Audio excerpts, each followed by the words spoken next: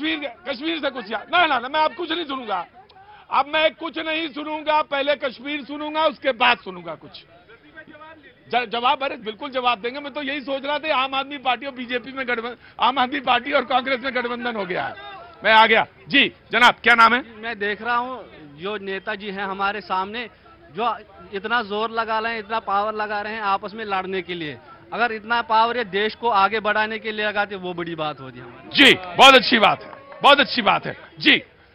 Complete करिए very quick and then the BJP. हाँ जी। प्रतीक भाई, सभी को बधाई देना चाहता हूं कि आम आदमी पार्टी और इंडिया का गठबंधन आम आदमी पार्टी या कांग्रेस का गठबंधन नहीं है।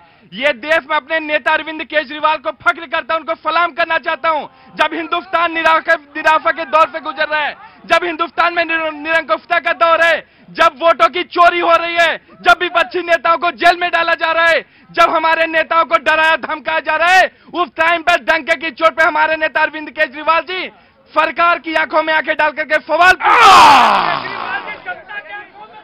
अरविंद केजरीवाल जी से बहुत सविनय निवेदन है। दिल्ली की शिक्षा मंत्री से भी सविनय निवेदन है कि वो डिग्री कॉलेज के टीचर्स के बारे में, जिनके घर में दीपावली पे तनख्वाह आई थी, होली आ गई है, तनख्वाह नहीं आई है। मैंने सिर्फ 2 ही जगह देखा है ऐसा मामला। प्लीज कुछ किया जाए। BJP will respond. मैं आ रहा हूं। आप बधाई दे रहे हैं, अरे आप मिठाई लेके आते और मिठाई नहीं लेके आए तो कम से कम वो डिटर्जेंट पाउडर लेके आते और जनता को दिखाते जिसमें आपने कांग्रेस पार्टी को धोकर ईमानदार बनाया। आज ये पहली बार जवाब आया भाई। अभी तक तो वॉशिंग मशीन आती थी। नहीं, इनकी वॉशिंग मशीन तो हम लोगों ने देख ली थी, आप भी वॉशिंग पाउडर दिखा देते।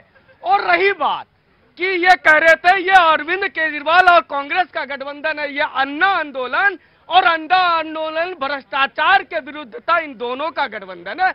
भ्रष्टाचार और आंदोलन का गठबंधन हो गया इस देश में। और आप बात कर रहे थे भाई साहब किसान की, लोहिया जी ने कहा 3 पुलिसकर्मी शहीद हो गए इस किसान आंदोलन में। लोहिया जी ने कहा था, समाजवादी वाले आप तो भूल गए लोहिया जी को। लोहिया जी का एक आदर्श था कि अगर आंदोलनकारियों के हाथ में पत्थर होगा तो पुलिस के डंडे जायज हैं, संवैधानिक है। और आप बात कर रहे हैं भाई साहब, अभी आप बात कर रहे थे कांग्रेस पार्टी वाले बीजेपी वाले से, अरे ओबीसी जब महिलाएं सड़क पे शौचालय करने जाती थी ना, उसका भी आकलन लाओ। किस जाति की महिलाएं सड़क पे शौचालय करने जाती थी। आप वो एम्स लाओ जो एम्स में ओबीसी के लोग, दलित के लोग पटना में और दरभंगा में और अन्य जगहों पर जो नए अस्पताल खुले हैं, 300 से ज्यादा अस्पताल, उसमें वो ओबीसी की महिलाएं, ओबीसी के बच्चे, ओबीसी के लोग जो अस्पताल में जा रहे हैं इलाज कराने के लिए, आपने जिनको नहीं दिया था। और आप बात कर रहे हैं विकास की, अरे 70 वर्षों से तो हम इंतजार कर रहे थे कांग्रेस पार्टी ओबीसी प्रधानमंत्री बना देती, आपसे नहीं हुआ। आज जब ओबीसी प्रधानमंत्री बना तो आपको लग रहा है जी। मैं आया प्रतीक भाई डिग्री कॉलेज। हाँ जी, डिग्री कॉलेज। प्रतीक भाई आज दिल्ली के अंदर अफसरशाही चल रहा है, वही काला कानून ला करके मैं ऑन रिकॉर्ड बोल रहा हूँ। फाइनेंस सेक्रेटरी के पास फाइल है, आप भी चलिए, मैं भी चलता हूं, मेरे मंत्री भी चलेगा, हमारे सरकार भी चलेगी। लेकिन ये देश का दुर्भाग्य है, दिल्ली की जनता चुनी हुई सरकार अरविंद केजरीवाल को अपना मुख्यमंत्री बनाई है, लेकिन बड़ा ही दुर्भाग्य, वो डिसीजन नहीं ले सकते। और आज ये किसानों की बात नहीं है, आज ये प्रोफेसरों की बात नहीं है। सवाल यह है कि क्या चुनी हुई सरकार को अफसरों के थ्रू, एलजी के थ्रू डिस्टेबलाइज करने का प्रयास किया जा रहा है, सीधा देश के लोकतंत्र की हत्या। मुझे वो याद आ गया, रामलीला मैदान। आपने पूछा क्या याद आ गया, मुझे रामलीला मैदान याद आ गया।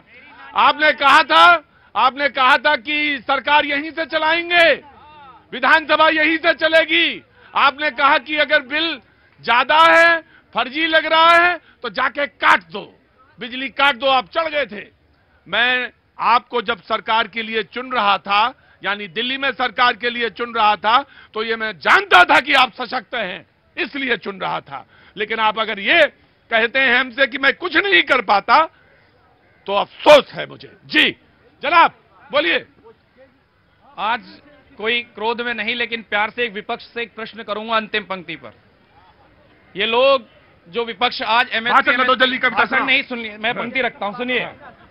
आराम बस्तान कि कभी कभी छोटी बातों पर गुस्सा तगड़ा होता है, मिलकर रहने वालों में भी तो झगड़ा होता है। जो बॉर्डर पर डटे हुए हैं वो भी मेरे अपने हैं। उनकी आंखों के सब सपने मेरी आंखों के सपने हैं।